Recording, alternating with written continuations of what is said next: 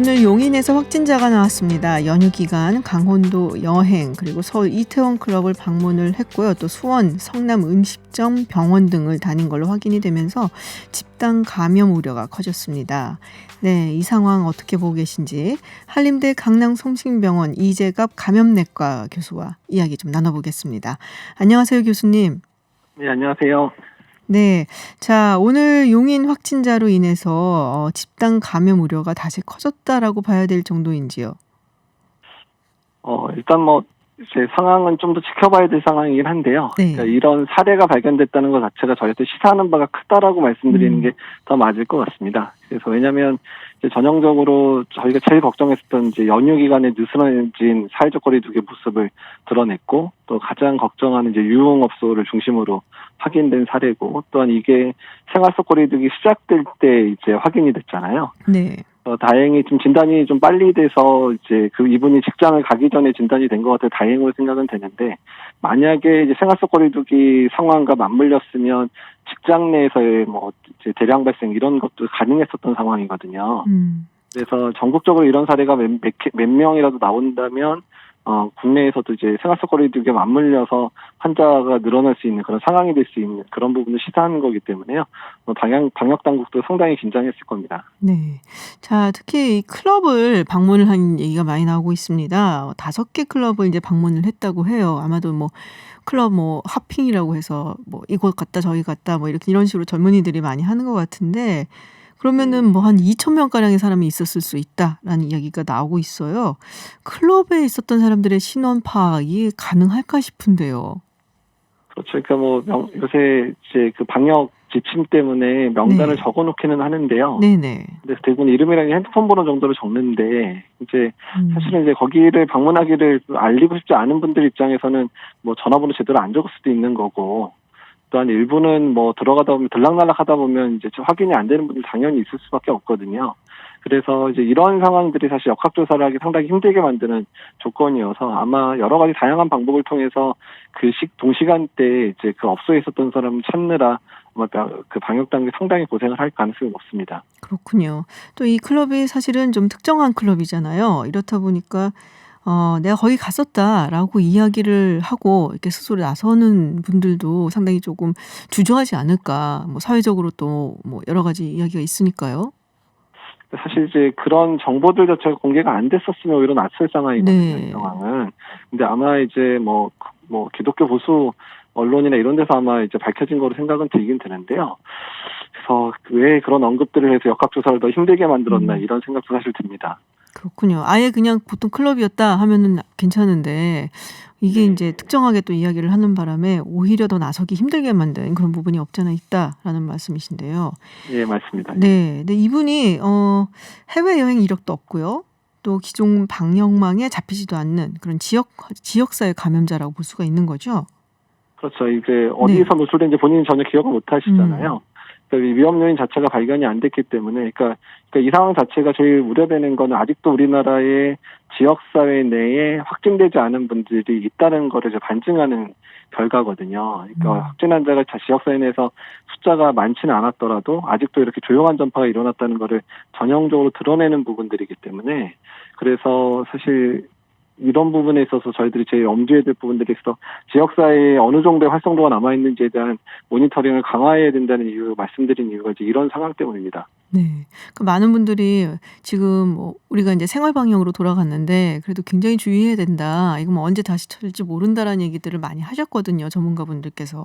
그래서 아마 이제 네. 그런 이제 사례가 아닐까라는 생각이 조금 들긴 합니다. 근데 우리가 이제 생활 방역으로 돌아서기 전에 이제 그때도 사실은 이제 클럽에 사람들이 많은 걸 보고 걱정하시는 분들이 많았어요. 네, 홍대라든지 강남이라든지 이태원이라든지 이런 곳에 또 클럽이 많고 젊은이들이 또 찾는 경우가 많았고, 클럽 가서 마스크를 끼고 놀지는 않을 거라고 또 생각들을 하니까, 네, 그래서 그렇죠. 네, 좀 강력하게 행정명령이라도 내려야 되는 것이 아니냐라는 얘기도 있었는데, 네, 교수님 전문가시니까 전문가적인 입장에서는 어떻습니까? 그러니까 이제 이런 유흥업소들 자체가 사실 조절되기가 상당히 힘든 곳이잖아요. 그러니까 뭐 네. 마스크 쓰기도 어려울 뿐만 아니라 이제 음주를 하게 되면 이제 본인의 행동이나 이런 부분들이 통제가 안 되기 때문에 더 밀접한 접촉들이 자주 일어날 수밖에 없는 상황들이기 때문에 그래서 사실 이제 고강도 사회적 거리두기 끝나고 나서 사회적 거리두기 넘어가는 그 상황에서 왜 이유는 모르겠는데 이런 유흥시설에 대한 이제 행정명령 자체를 이제 권고 수준 낮추겠다 이렇게 얘기가 나왔었잖아요. 그래서 네. 그때부터 사실 의아했거든요. 근데 음. 이 업체는 그래도 뭐 다행히 더 지켜주셔가지고 5월 1일 날 열긴 열었던 것 같은데 어쨌든 간에 이제 이런 상황들에 있어서 조금 이제 순서라든 이런 부분을 좀 바꿨었으면 어떨까. 그리고 이런 부분에 있어서는 좀 정부에서 좀 더 강하게 좀 얘기를 했으면 어땠을까 좀 생각이 좀 들고 아쉬운 부분입니다. 지금 뭐 클럽발 이제 추가 확진자가 나오면서 생활 방역이 3일째거든요. 이거 네. 흔들리는 거 아니냐 뭐 이런 얘기가 나오고 있습니다. 그러니까 이제 그 생활 방역 등 생활 속 거리두기를 시작했다는 의미는 그러니까 통제 가능한 수준의 그런 확진자는 감소하고 가겠다라고 이제 정부가 결단을 내린 부분입니다. 네. 그래서 이제 어느 정도 환자 수가 늘어날 건 당연히 예상을 할 수밖에 없고요.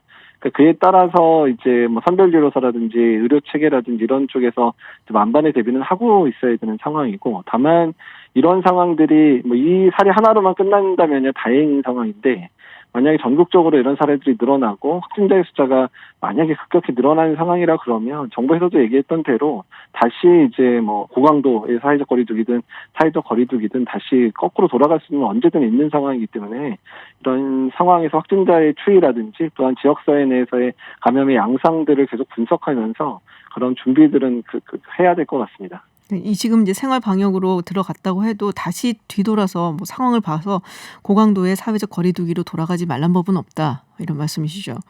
예, 그렇고 또 네. 방역당국도 사실 또 그 생활속 거리두기 시작하면서 네. 그 부분에 대한 기준 제시도 이미 해놓은 상황이기 때문에요. 네네. 또 언제든 돌아갈 수 있다는 것들은 염두에 두고 있어야 된다고 생각을 하셔야 됩니다. 근데 그때 처음에 내놨던 기준 보고 저하고 교수님하고 그 얘기 했었잖아요. 이게 과연 될까? 약간 너무 추상적이지 않나? 뭐 이런 얘기도 예. 했었고. 근데 예. 이런 부분도 예를 들면은 뭐 헬스장 같은 곳에서 운동을 하고 난 다음에 샤워는 되도록 자제하라. 이게 자제가 될까 싶기도 하고요. 뭐 좀 그렇거든요. 어떻게 보세요? 저도 이제 지금 5개월째 네. 지금 헬스장을 못 가고 있어서 네. 나오고 있어서 걱정인데, 그러니까 사실 이제 헬스장에서 이제 샤워하지 말라는 거는 마스크를 벗고 들어가게 되니까 그런 부분 때문에 그런 거거든요. 그러니까 네. 만약에 이제 그런 부분을 강조한다면 헬스장에 그 샤워 부스를 아예 칸막이를 설치하게끔 한다든지 이런 좀 다양한 대안들을 마련하게 하거나 아니면 헬스장에서 근무하는 분들의 의견을 들어서 그 부분들에 대해서 뭔가 좀 수정된 안들을 계속해서 제시를 해야 되는데 이제 그런 의견 수렴의 과정들이 상당히 짧았다는 거죠. 그래서 현장이 준비되지 않은 상태에서 생활 속 거리두기가 시행된 부분은 그래서 좀 많이 아쉽기는 합니다. 현장의 의견 수렴이 좀 있었으면 더 현실성이 있는 이야기들이 나왔을 것 같은데 뭐 그렇잖아요. 사실 뭐 운동 막 하고 땀 흘렸는데 샤워를 할까 말까 아무도 없는데 그냥 하고 가지 막 이러고 할 수도 있는 거기 때문에 사실은 당연히 그렇죠. 네, 사람 심정이라는 것이. 자, 요 부분이 또 이슈가 됐던 것 같아요. 다음 주부터 고3 시작으로 해서 등교가 시작이 됩니다. 날씨가 갑자기 더워지는 바람에 지금 에어컨을 안 틀 수가 없는 것 같은데요. 에어컨을 트는 것이 어떤 점이 문제가 될 수가 있는 것인지, 그리고 지금 교육부에서는 창문을 뭐 조금 열어놓고 틀어라라고 이야기를 하고 공기청정기는 사용을 하지 말도록 하라고 권고를 했단 말이에요. 요 부분을 좀 설명을 좀 해주세요.